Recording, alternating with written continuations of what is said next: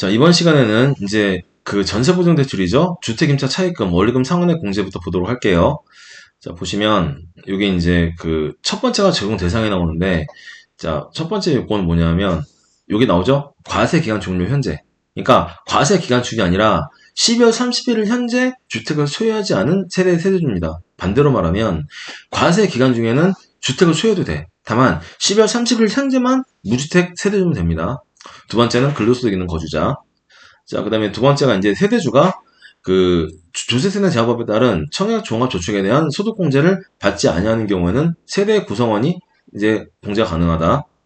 그 다음에 일정 규모 이하의 주택을 임차하기 위해서 이제 주택임차 차입금의 원리금 상환을 지급한다. 그래서 이제 이 세 가지가 적용 대상.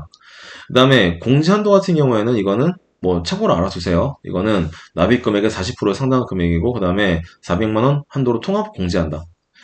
자, 그 다음에 이제 주택임차 차입금 요건 보시면은 이게 중요합니다. 먼저 금융기관으로부터 차입하는 경우에는 이땐 두 개 요건을 충족을 해야 됩니다. 첫 번째가 뭐냐면 먼저 주택임대차 보호법에 따른 임대차 계약 증세 입주일하고, 그 다음에 주민등록등본의 전입일 중에 빠른 날로부터 3개월 이내에 차입한 자금이다. 무슨 말이냐면 이건 왜 들어왔냐면 그 전세 보증금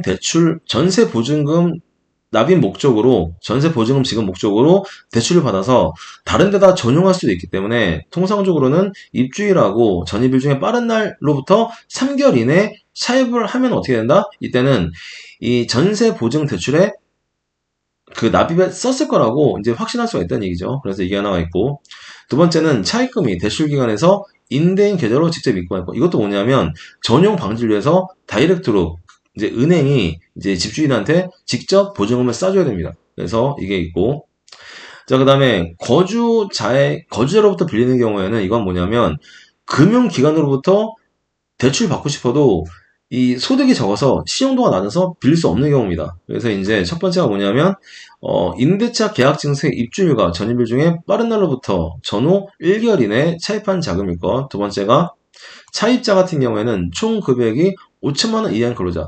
총 급여가 5천만 원 이하라는 얘기는 소득 금액은 더 작겠죠. 따라서 이제 은행에서는 아무래도 신용도가 낮단 말이야. 그래서 이런 경우에는 이제 1금융권, 은행에서 못 빌리면 저축은행으로 갈 것이고, 저축은행에서 못 빌리면 3금융권, 대부업자한테 간다. 그런데 대부업자들은요, 1년에 합법적으로 이제 받을 수 있는 최고 이자가 30%예요. 29.8%가 그러기 때문에, 그럴 거면은 차라리 동네 돈 많은 형한테 빌리란 얘기야. 정상적으로 빌리란 얘기입니다.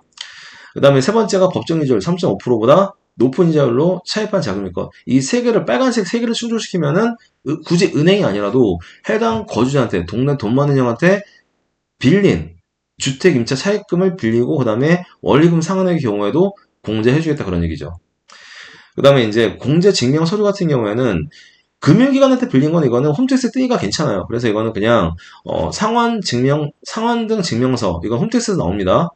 금융기관은 상관없는데 거주자 같은 경우에는 홈택스 안 뜨죠. 그래서 이런 경우에는 직접 거주자랑 돈을 빌리고 원리금 상환한 내역을 제출해야 됩니다. 그래야지 공제를 해줘요. 그래서 이제 주민등록등본이 있어야 되고, 그 다음에 임대차 계약증서 사본, 그 다음에 금전 소비대차 계약서 사본. 그래서 이제 이거는 이제 그 전세 계약을 한 전세 계약서죠. 전세 임대차 계약서고, 그 다음에 이거 동네 돈 많은 형한테 빌린 이제 소비대차 계약서, 차용증이죠. 그 다음에 실제로 돈을 빌렸던 계좌이체 영수증. 그 다음에 이제 무통장 입금 등을 통해서 돈을 빌렸으면은 원리금을 매달 상환해야 되잖아요. 따라서 차입금에 대한 원리금을 상환했음을 증명하는 서류. 그래서 이제 이런 경우에는 거주자로부터 차입한 경우에는 이런 보라색 서류들을 제출함으로써 직접 이제 공제 서류를 만들어서 제출해야지 공제받을 수가 있습니다. 구독, 좋아요, 알림 설정.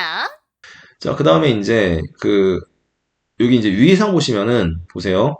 첫 번째로 보시면은 임대차 계약 증서는 소득 공제를 받은 근로자 명의로 작성해야 가능하다. 그러니까 만약에 세대주가 공제받을 거면은 세대주 명의로 작성을 해야 되고, 세대원이 공제받을 거면은 세대원 명의로 이제 작성을 해야 됩니다. 그 다음에 세대주 여부는 12월 말일 현재, 과세기간 종료 현재 상황에 의해서 판단하고, 그 다음에 주거용 오피스텔의 주택임차 차입금 같은 경우에는 이거는 2013년 8월 13일 이후에 이제 그 상환액을 지급하는 분부터는 소득공제 적용한다. 쉽게 말하면은 주거용 오피스텔의 전세로 들어가서 이제 전세 보증금을 집주인한테 낼 때 돈이 모자라서 은행에서 빌리는 경우에도 주거용 오피스를 인정해줬다는 얘기야. 그래서 이러한 경우에도 소득공제 적용합니다.